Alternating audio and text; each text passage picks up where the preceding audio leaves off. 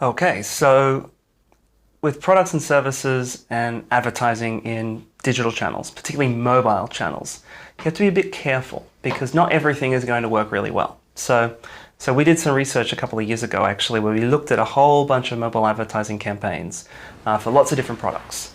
And we knew how those campaigns went. So they were sort of what we'd call advertising testing experiments. So some people saw an ad and some people didn't see an ad, and that was randomized. And then we measured things like favorability towards the brand, so how much I like the brand, then also importantly purchase intent, how much I'm likely to want to buy that product if I was on the market for whatever it might be. And so what we found actually was quite interesting. So on average, mobile ads didn't really do very well. They just didn't really have much of an effect in terms of things like purchase intent when you compared the group that saw the ad versus that didn't see the ad. But for some types of products, they were really effective. And what we found was they were really effective for products that we would consider or we would call high consideration goods. So oftentimes that means higher price.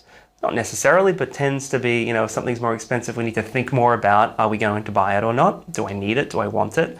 So high consideration goods, and also ones that we describe as more utilitarian in nature. So they're functional, as opposed to something that's more hedonic, which is more emotional, the sort of thing that you might buy on an impulse. So these utilitarian, high consideration goods tended to be really, really well suited to mobile advertising. So think about insurance products, for example. Think about life insurance. As boring as that sounds, you really have to think hard about it, and it's a very functional thing, as opposed to maybe buying, I don't know, a movie ticket, right? Low cost, so low consideration. It's about enjoyment. It's a hedonic good, and so they didn't work so well. So if you think about these sort of financial insurance type products or maybe pharmaceutical products, they tend to work pretty well on mobile ads. The reason for that is because mobile ad itself doesn't deliver much information. Think about what can fit on your screen. Not much. So what it has to do is jog your memory and motivate you to think about it, to think about the product or think about the brand. And we're just more motivated to think about products or brands if they're high consideration, because there's kind of more riding on that decision, and if they're utilitarian, because we need to think about, are they going to be functional, as opposed to, I don't know, my gut says it's good. And so it turns out that's kind of what we found in that research. With social media advertising more broadly, what works and what doesn't work is another thing that we've been researching here at Side Business School.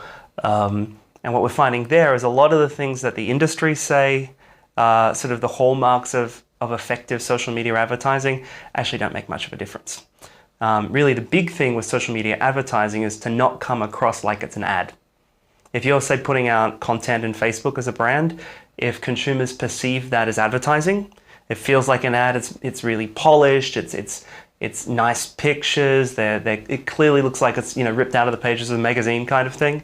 Then you'll get this backlash, because social media is a social place.